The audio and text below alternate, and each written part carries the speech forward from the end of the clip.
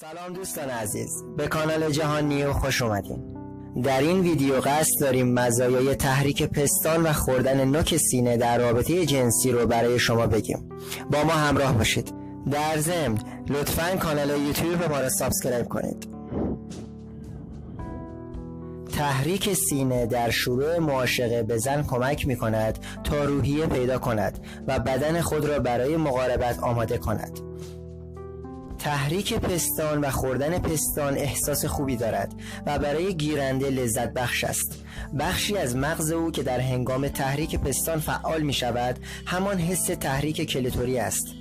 تحریک پستان هورمون اکسیتوسین آزاد می کند که باعث بهبود کیفیت رابطه جنسی موفق می شود. اکسیتوسین هورمونیه که در هنگام زایمان، شیردهی و رابطه جنسی ترشح می شود. با احساس همدلی، اعتماد و پیوند در رابطه است. اکسیتوسین در قسمتی از مغز به نام هیپوتالاموس تولید می شود و زنان معمولا نسبت به مردها میزان بالاتری از این هورمون عشق یا اکسیتوسین را دارند.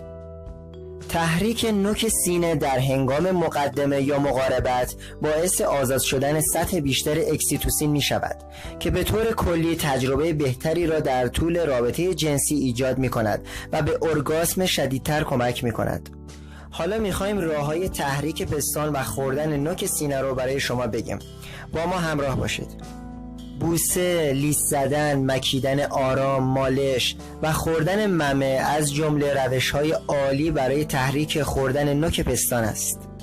خوردن سینه توسط همسر بسیار دوست داشتنی است. پستان و نوک سینه را با دستان خود کاوش کرده و احساس کنید. آنها را با تمام وجود لمس و کمی فشار داده و انگشتان دست خود را در اطرافش بکشید. اطراف و زیر سینه های همسر خود را فراموش نکنید.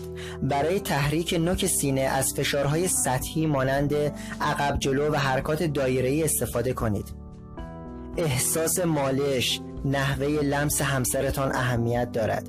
شما باید به جای مالش دادن او را کاملا احساس کنید. رفتاری را انجام دهید که تفاوت را نشان دهد. از 2 انگشت استفاده و حالا 2 انگشت را در قسمت پایین قرار داده و آن را احساس کنید. پوست و رنگ‌های نرم را دقیقاً زیر آن احساس کنید. تفاوت را می‌بینید؟ به جای مالیدن پستان بدون احساس، سینه و نوک سینه همسر خود را حس کنید و فراموش نکنید در طول رابطه کل سینه همسر شما جای مهمیه و تمام آن را لمس کنید. از لطافت نرم سینه و خوردن نوک سینه و پستان با لب و زبان خود لذت ببرید. همه اطراف و نوک سینه های او را ببوسید.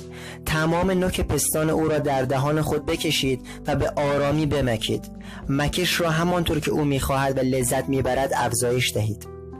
انواع خوردن سینه میتواند باشد که در حالتهای مختلف سینه همسر را مالش داد و یا مکید، اما حقیقت اینه که تمامی این حالتها و انواع خوردن نوک پستان بسته به زن دارد. اگر اون احساس خوشایندی در هنگام میک زدن سینه دارد و لذت میبرد، میزان فشار و پیچش را افزایش دهید تا جایی که درد قابل تحملی را به سینه زن خود وارد میکنید. در هنگام نوازش سینه ها از یخ یا روغن استفاده کنید. اختلاف دما بر تحریک بیشتر بسیار مؤثر است. پس به ماساژ سینه در زمان برقراری رابطه جنسی و سینه خوردن ادامه دهید. پیشنهاد می‌کنیم زمانی از این موارد استفاده کنید که بارها با هم معاشقه داشته و از تمامی بدن یکدیگر و رفتار خود در رابطه جنسی با خبر هستید و به دنبال راه‌های جدیدتری برای لذت بردن هستید.